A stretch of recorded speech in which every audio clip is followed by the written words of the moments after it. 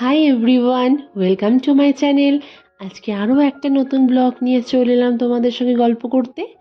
আজকে বিকাল থেকে ব্লগটা শুরু করলাম। রোজকার মতো যেমন সকালবেলায় ব্লগ দিই, রেগুলারই পাচ্ছি না, হয়তো 2-3 দিন গ্যাপ চলে যাচ্ছে। তা আজকে ভাবলাম বিকালবেলার রুটিনটা তোমাদের সঙ্গে শেয়ার করব। বিকালে যদিও অনেক কাজ থাকে না, তাহলেও সন্ধ্যে দেওয়া থেকে স্টার্ট হয় বিকালবেলা। তা এখন চলে এসেছি ছাদে সন্ধ্যে দিতে। এখন দেখছি বেশ তাড়াতাড়ি সন্ধে, 6টার আগেই দেখছি অল্প অল্প অন্ধকার হয়ে যাচ্ছে। বোঝা যাচ্ছে যে ওয়েদারটা চেঞ্জ হচ্ছে।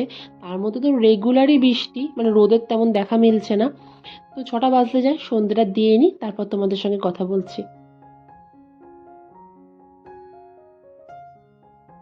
জানি না বন্ধুরা, ঠাকুর ঘরে এসে এরকম সিচুয়েশানে কদিন ধরে আমার একটা জিনিসই মাথায় আসছে, যে ঠাকুর আছে যখন আমরা মানি, মনে মনে তো আমরা প্রত্যেকে মানি যে একটা ঠাকুর বলে কিছু আছে। তা যদি থাকতো বা থাকে, তাহলে কেন মানুষের এত বাজে সিচুয়েশানে, বা যখন একটা মানুষ খুব কষ্ট পায়, হয়তো সে কত রকমের নিজেকে প্রাণ বাঁচানোর জন্য কত চেষ্টা করেছে, বা যাই হোক, এই সিচুয়েশানের পরিপ্রেক্ষিতে বলছি, তা তখন ঠাকুর কেন বাঁচালো না, বা ঠাকুর কেন বাঁচায় না? ঠাকুর তো অনেক সবাই আমরা মানি, তা কেন সেই সিচুয়েশানটা থেকে ঠাকুর কেন উদ্ধার করে না? বারবার এসে না আমার এরকমই ঠাকুর ঘরে মনে হয়।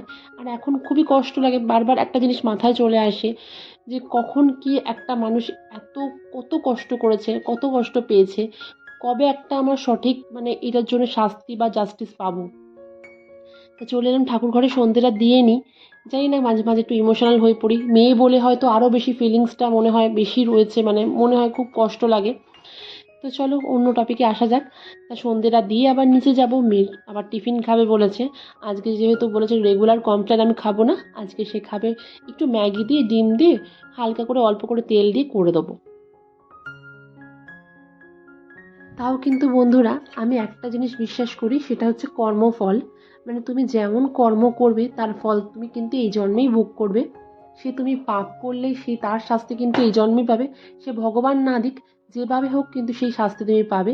আর যদি পুণ্য করো বা মানুষের ভালো করো, সেটারও কিন্তু ফল তুমি এই জন্মেই পাবে।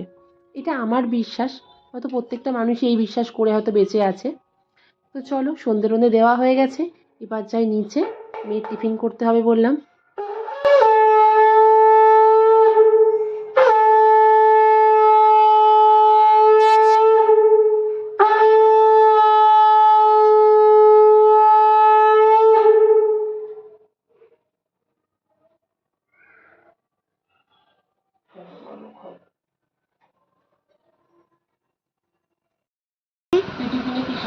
জানি না, এখন তুমি করে দেবে আমাকে। ম্যাগি হুম ডিম দিয়ে হুম ওরা খেয়ে যাওয়া করো, হ্যাঁ চাটা খেয়ে। হুম হুম, পুরোটাই হচ্ছে। হুম কাল খাবি সকালবেলা, না আজকে খাবি? আজকে আজকেই খাবি? হুম। ডিম দিয়ে খাবি না এমনি শুধু হলে খাবি? আহেলি চাইবে। তাহলে কাল সকাল করে দিল ডিম। না না না না। আজকে খাবি? হ্যাঁ ঠিক আছে, এই চাটা খেয়ে নে। সস কিন্তু খাবে না বাবা, হুম। এমনি ডিম দিয়ে কোনো সস ছাড়া খেয়ে। হ্যাঁ, খেয়েছিস? হ্যাঁ, জল খেয়েছো? হ্যাঁ, ঠিক আছে, আমি করি তারপর দেবো। হ্যাঁ মা, সাউন্ডটা কমাও। আজ গান করতে যাবি না নিচে? আবার সেই ডোরেমন, সাউন্ডটা কমাও, সাউন্ডটা কমাও।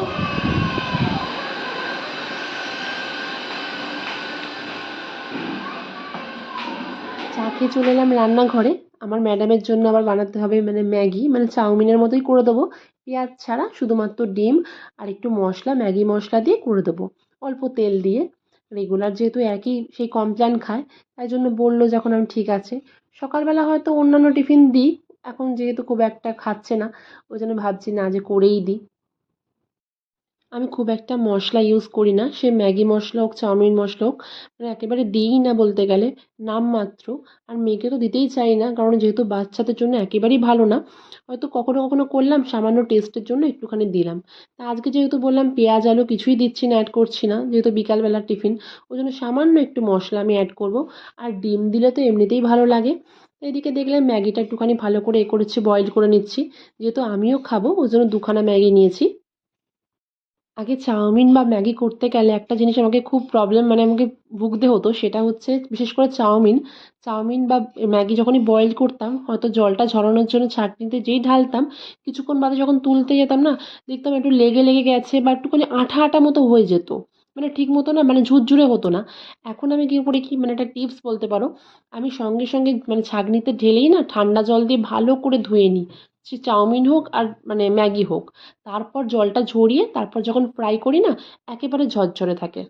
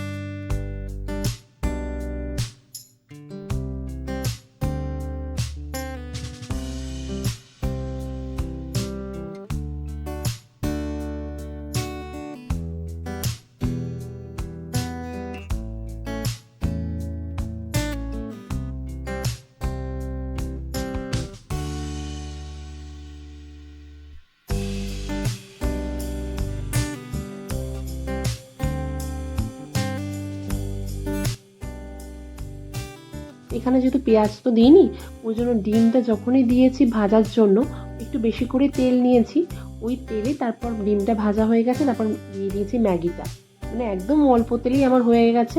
তো এবার সার্ভ করে দেবো। তো যাই গিয়ে দিয়ে আসি। এদিকে একদম অল্প করে সস দিয়েছি, যেহেতু মেয়ে সস ছাড়া একদমই খেতে চায় না, ওই জন্য সামান্য সস দিয়েছি। আমারটা তো দিয়ে নিয়েছি।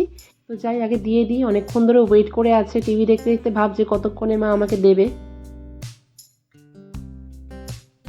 আমরা মারা বিশেষ করে আমি খুব ভালো লাগে আমার, যখনই ওকে আমি কিছু করে দিই, সেটা সিম্পলই হোক, মানে খুব ভালো করে হয়তো নাও করে দিতে পারি, কিন্তু ওটা যেহেতু ফেভারিট, ও কিন্তু খেতে খুব ভালোবাসে আর একগাল হাসি।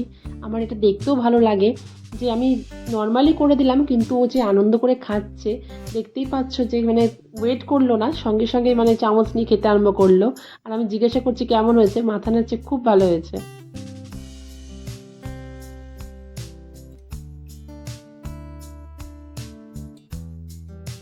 বৃষ্টি আরম্ভ হয়ে গেল রে পাপা, আর ভালো লাগছে না, রোজ বৃষ্টি এই টাইমটা আসলে, কি অবস্থা। জেঠুর বাগান পুরো অন্ধকার লাগছে, টপ টপ করে বৃষ্টি পড়ে যাচ্ছে। পর ভাইভা কোয়েশ্চেনগুলো পর কম্পিউটারে, তারপর হ্যান্ডবুক থেকে ওটা কমপ্লিট কর, তারপর বেঙ্গলিটা বার করে কবি এই পোয়েমটা পড়াবো। হ্যাঁ হ্যাঁ হ্যাঁ, কোনটা? হ্যাঁ হ্যাঁ, তাড়াতাড়ি করে পড়ে নাও, ঠিক আছে। মেয়ের টিফিন টিফিন খাওয়া হয়ে গেছে, পড়তে বসিয়ে দিয়েছি। আর বাইরেটা আমি সে দেখছি, এখনও যেহেতু হাজব্যান্ড আসেনি, পুরো মানে কীরকম একটা ওয়েদারটা হয়ে গেছে, আর বিদ্যুৎ চমকাচ্ছে এত না, আর বাজও পড়ছে প্রচণ্ড, মানে আওয়াজ অত শুনতে পাচ্ছি না, তো মাঝে মাঝে মিউট করে দিচ্ছি। সত্যি কথা বলতে এরকম ওয়েদার না ভালো লাগে না রেগুলার, রোদের তো দেখাই মিলছে না সকালবেলা করে, আর সন্ধ্যেবেলা হলে এত বৃষ্টি হচ্ছে। আর যদি যারা বাইরে থাকে না, তখন টেনশন হয় যতক্ষণ না ঘরে আসছে। তো দেখি কখন আসে সে, তার জন্য ওয়েট করছি। দাঁড়ালে আর হবে না, এদিকে মেয়ে পড়তে বসে গেছে, কারণ আমি সামনে বসলে মানে পড়াটা ঠিকঠাক হয়। এদিকে ক্রাফটও বাকি আছে, যেহেতু সামনেই ওর এক্সাম, ওই জন্য ক্রাফটগুলো তৈরি করতে হবে। তো যাই ঘরে, হাত দুটো লাগিয়ে দিয়েছি বুঝলি, মাথাটা এই যে পড়ে আছে, দে মাথাটা রাখো, মাথাটা এখানটায় লাগাতে হবে, তাই তো। হ্যাঁ এখানটায় ওপরটাতে মানে ক্রাফটটা এরকম হবে দেখে এরকম তো হ্যাঁ কতক্ষণ লাগে বলতো শুকাতে শুকাচ্ছেও তো না ধরে থাকতে হচ্ছে এবারে দেখি কতক্ষণ লাগে মনে হচ্ছে 7-8টা বেজে যাবে এখনই 8টা বাজে শোকাক কতক্ষণ তুই মন দিয়ে কিন্তু কর ঠিক আছে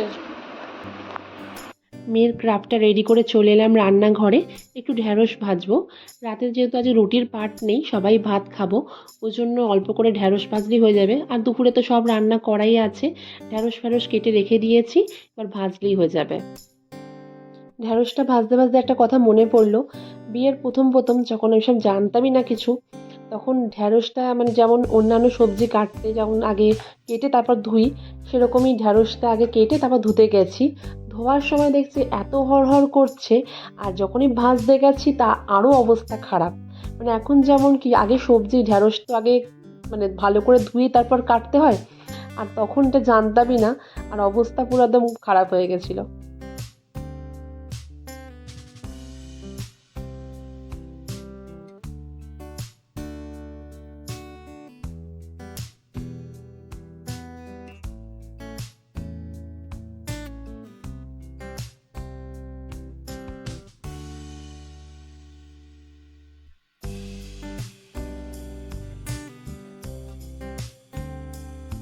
ঢ্যাঁড়সটা মোটামুটি ভাজা হয়ে গেছে লাল লাল করে তাই এদিকে রাতের বেলা একটা কাজ সেটা হচ্ছে আমার চিয়া সিডস ভেজানো আর এদিকে আলমন্ডগুলো ভিজিয়ে রাখা কারণ সকালবেলা যেহেতু খালি পেটে এগুলো খেতে হবে ওই জন্য রাতের বেলা অন্তত 9টার মধ্যে চিয়া সিডসটা আর এদিকে আলমন্ডটা ভিজিয়ে রাখি